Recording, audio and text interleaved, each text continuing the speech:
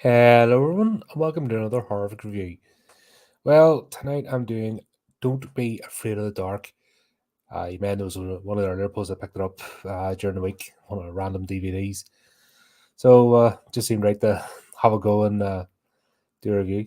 Why have I forgotten how to speak? Flip's sake, what is going on? Do you know what it is? I'm sitting too close to the camera. I'm sort of like bunched up like this, and I'm like, barely breathe. Right, that's better. Got to let the belly out.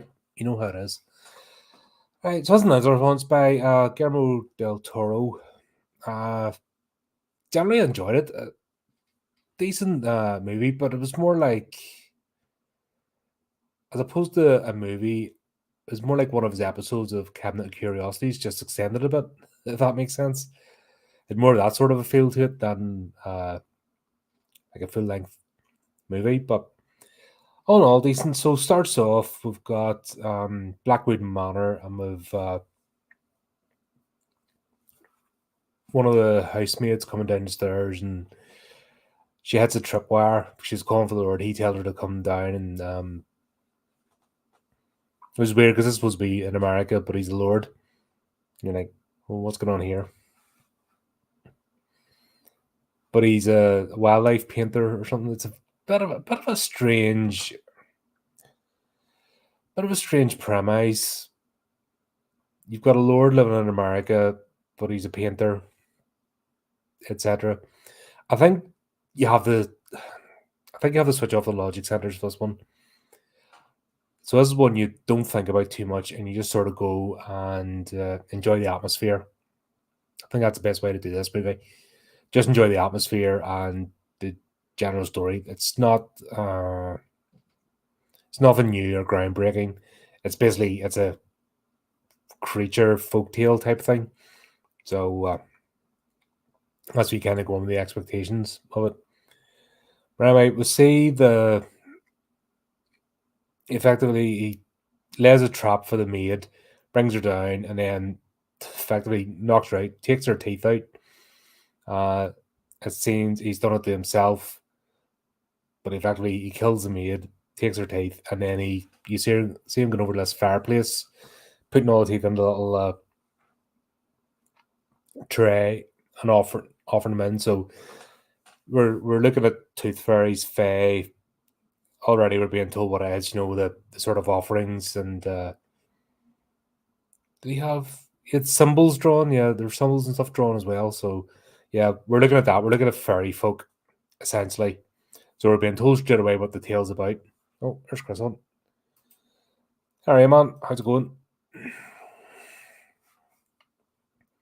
Yeah, so that's the whole sort of setup. Then we jump. Don't know how long, century, 19th, 20th century, 21st. Say 100 odd years into the future, anyway. I think it was mentioned, but we've got the what do you call them? Alex and Kim are flipping the house. They're doing it up and restoring it. This is where it's a bit of a strange one. So all of a sudden he's picking up his daughter from the airport, and she's only like 8 or something. So we can already tell he's split up from his wife, partner, whatever else, and he's getting her. We think initially for the summer or something like that.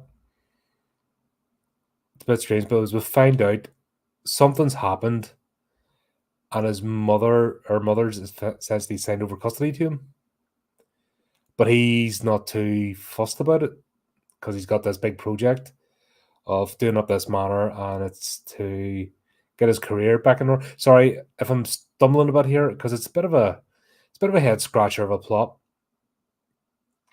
As this movie kind of feels a bit, and that's why I'm saying just begin with you switch off the logic centers to enjoy it because you're trying to get through the story points of this, and it's a bit.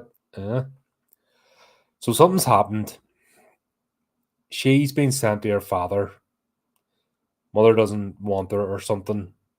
Like it's not even for the summer or anything. It's like here, have the kid. I can't deal with her anymore. And We find out she's on Adderall. What the hell's Adderall? Is that a Yank thing? Adderall and Mediases are trade names. Combination mixed amphetamine salts. That sounds like fun. What's it used for? Generally well tolerated in treating symptoms of fucking ADHD. And all right. So basically, her mum's an idiot and has her doped up because she's a kid. See a shit where a kid's being a kid, a kid's uh not being a little robot. Let's dope them up. That is absolutely fucking disgraceful. That's some of it's caught over here. Thankfully, not as much like as in America. America's freaking shocking for that sort of stuff. Love their pills. I remember a bit over there, and the amount of drug addicts is just scary. And people will go to doctors with, "Here, can I have this brand name because the TV ad says it's really good to help me with everything?" And you're like, "What the hell?" But hey, each their own and all that kind of stuff. But yeah, this wee girl has just been sent to her dad and dad's girlfriend. No explanation. Then we find out like soon after that she's not there for a trip. She's there for permanently or something. It's all a bit of a mess. And the mother didn't bother telling her or talking to her about it before she went. So yeah, I think it's useful because putting that out because we're actually getting it, I think, from the same perspective as the child. Maybe it's deliberate because Del Toro's a good director. Do you know what I mean? He's makes some good stuff and he makes sense with a lot of his movies. So I'm wondering if this is a deliberate ploy. Maybe I shouldn't pick it apart. Maybe we're being told this from the perspective of Sally as a confused 8-year-old that's just been shunted from pillar to post and no explanation. And maybe it's coming across that way. And we as the audience feel it too, because you're like going, what the hell are these people on? What the hell's up with their dad? What the hell's his problem? Why is Kim, as his girlfriend, the only one that's like taking an effort, taking an effort with this girl, while the mother and father are you get a couple of phone calls and they're sniping at each other and playing games, and this wee girl's just like a piece of meat. So maybe that is, yeah. Because I don't want to slag the plot off when I know who the director is, because he's better than that. Of course, everyone can have a stinker, but no, I'm actually the more I think about it, because the atmosphere of this lends to the fact that this is a confused child who's just been thrown about the place. Strange house. Now that's enough for anyone, but then when she's out in the garden, she discovers the basement through the sort of like a conservatory ceiling.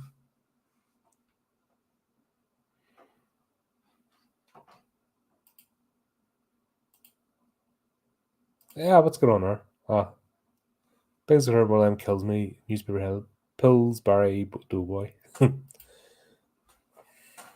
You Yanks are crazy for your drugs. Otherwise, honestly, you really do take the biscuit, like. But yeah, Sally's going about playing in the garden, and she discovers the basement, which has been sealed up. Now you've got this gardener who effectively flips out at her, saying it's not safe and there's holes and stuff. But it turns out he's the son of the groundskeeper before, and it's like a family tradition. So instead of maybe confessing up or explaining straight away, oh, this was sealed up for a reason, bad stuff happened down here, blah blah blah, and maybe not go into the the fair and all that kind of stuff, but actually just going, yeah, there's bad stuff. I wouldn't advise you go down here. They open up the basement, which any horror movie, yeah, open up the abandoned basement and just go on down. But what got me was these two just let Sally play on down as well. They haven't explored the place. It's dark. There's building work and all sorts going on. It's not exactly a place for a kid to be running about at the best of times, you know what I mean? Dangerous. And there's sort of a bit of a blasé attitude. But then again, I think it makes sense because you see that Alex and Kim, they're completely focused on this project. We don't know what's happened to make him out of favor or why he needs to make his name back, if that makes sense. But this house has to go on the cover of Architectural magazine or something for him to get his career back. So it's all very loose. And that's why I said at the start, this plays out like a elongated episode of one of his anthologies as opposed to a full length film. I think that's maybe where it feels a bit. Apparently got mixed reviews when it came out. Saying lack of storyline, too many jump scares, which weren't really many. It's not a jump scare type film. What it is she goes down, she opens up the grate and releases these creatures. And then effectively they start coming whispering, and I don't know, they spend about 5 seconds being nice, then they're absolute shitheads. It's very strange. Um, the CGI in this for the creatures themselves is terrible. It's really bad. I don't know how this cost 25 million. It was made in a budget of 25 million, brought in 38.3. There's no reason to spend 25 million on this. This is who's the Guy Pearce, Katie Holmes are like the big names in this. But still, if you're spending that on this sort of movie, something wrong. This didn't need to have a. Would you consider those two A-listers? I know they're well known. I'm sure they've charged a nice fee, but this could easily have been done with lesser known actors.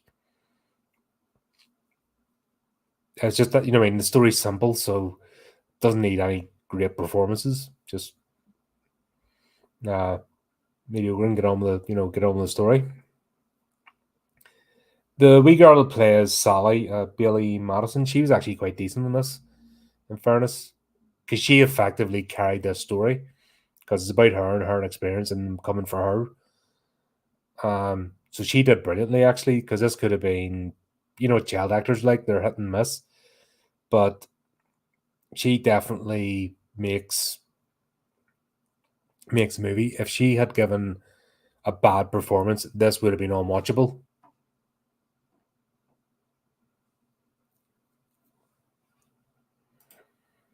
Yeah, this all takes place in a mansion, and honestly, the effects are only CGI fairy things, and there's nothing really big because it's all about atmosphere. At the end of the day, I don't know how this cost 25 million. If I'm honest, if you watch it and have a look, please tell me. Because apart from the location, the most expensive thing is the location. Using the manor house, but I'm sure there's plenty of those. But even there's nothing out of the ordinary. Like, it's very clever in the way it's used. The fire grate that leads into like a cave. Now nobody goes down into the cave, if that makes sense, because that's the whole point. You don't want to go down in there. A lot of it's done off camera and whispers and tricks. So it's not heavily special effects or special effects. So um nothing blows up or goes on fire or anything like that. In fact, it's very subdued. There's a couple of, like, at the start, the scene with the housemaid is quite it's not overly gory, but it's sufficient to provide the shock. If that makes sense, but it's not heavy on CGI, or sorry, special effects of any sort. So, and most of the time it's Kim, and it's just using lights, and there's a few ripped up clothes. So there's nothing spectacular there. There's no great set pieces. Like I said, it's all done. It's all contained in the house. In fact, one thing that's very good about it is the fact that it's contained in the house, and it uses the rooms and the atmosphere and the lighting. That's all very good. The disappointing bit are the actual Fae themselves. They do look terrible. So I kind of wonder what's going on here. But it's a sort of meanders along. You get the Harris, he's the housekeeper, or sorry, the groundskeeper. He ends up going back down to seal up the grate, the fire, and they come for him. And he's like, I didn't tell them anything. I didn't tell them. So it's all very strange. You've got this hint of them being known about. They can communicate, so it's not like ghosts or anything, or you don't know what they're at. So effectively, what they want to do is take Sally and make her into one of their own. So it's like they did with Lord Blackwood's son that kidnapped his son. He was trying to make an offering to get him back, and then they took him. Um, and that is basically it. The movie just keeps, it's that sort of movie. It keeps on. She gets accused of ripping up clothes. They take blades and knives and use them as weapons, and they scurry about the place. And then we have this dinner party, which was weird as well. They have a dinner party, and Kim visits Harris, and she finds out about things are bad. She tries to start packing her Sally's bag to get her away from the house, but Alex is completely unconcerned. You would think Kim was the mother and was the parent, and not him. It's a bit. I think I don't know. I think it's a script that was written. It's a bit clunky. I think that's what's kind of spoiled this. It's a bit of a clunky script as well. I'm making excuses for it because it's Del Toro and it looks good for the most part. Apart from the actual creatures themselves, the rest of it all looks good. It's nothing that. Uh, the house is lovely. If I was to get a country manor, it would be that place, especially with the basement and the glass conservatory looking up into the garden. Just the idea of secret panels and passages and stuff and libraries is great. But these creatures themselves don't make sense. I know what they're trying to do. They're trying to isolate her, driver to despair so that she willingly goes with them. So I think there's a thing of they have to willingly go, willingly take her from the basement or something. Once again, it's not really explained. So, and there was a chance for a bit of lore because Kim goes to the library to research, and what they do is they find Blackwood's paintings, but there's no. If he had written a diary or something, or a journal, and then there was lore backing it up, that would have done as an explanation. There was more than enough time in this movie to do it, but they didn't. Am I talking myself out of this? Am I starting off liking this movie, and then now that I'm going through it, I'm talking myself out of it? I don't know. I think I'd have to watch it again to be sure. Because I didn't hate the movie, but I was sitting scratching my head trying to keep up with the plot because it's very all over the place. I think that's my issue with it. It's just like I said, you have to switch off the logic centers because yeah. But all culminates the kidnap Sally, take her down to the basement, and then Kim comes down and gets tripped up with exactly the same tripwire setup that was using the housekeeper to start. So that was a bit really doing that again. They're tied up, so I don't know why didn't just take them. That's that's what I'm saying. The plot's kind of spun out a bit. Alex, I don't know where the hell he went, but he didn't come down. The later, did he get knocked down or something?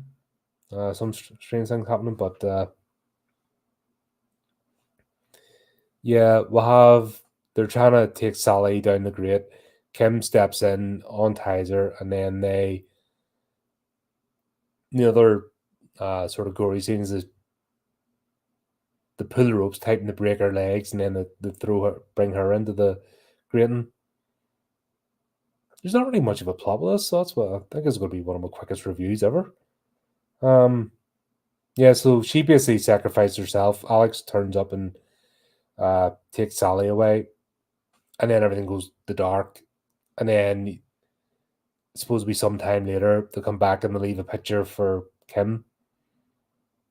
And then you hear this, so Kim's turned into one of them, and you hear her voice in the background saying, "No, don't take them. We can wait." And that's it. That's the story.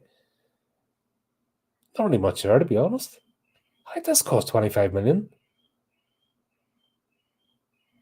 That's a ridiculous amount of money to have spent in this movie. This is it's more like a TV movie, to be honest. But it was released in cinemas and it made 38.3 in the box office, so didn't do brilliantly, obviously, but this is almost like a straight to streaming or straight to TV type movie. And it could have been, how long was it? 99 minutes, an hour and a half. This could have been a short. It could have been an anthology piece. Maybe it was. Maybe it was meant to originally and it got spun out in their full movie, which would make a lot of sense in about the fact that the plot itself and the script's very sparse and it does feel stretched out. But yeah, at the same time, though, it's a good one to stick on, just watch. You're not going to get blown away by it, but you're not going to hate it either because it's not a horrible movie.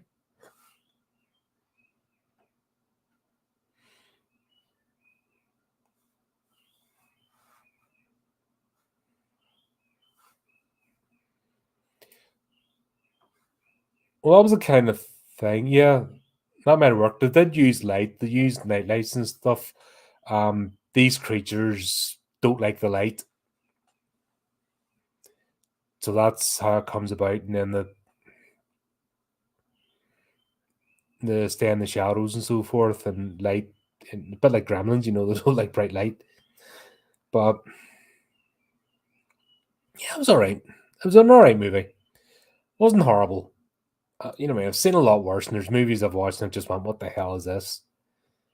But you really are scratching your head because the script and the story is a bit on the ropey side.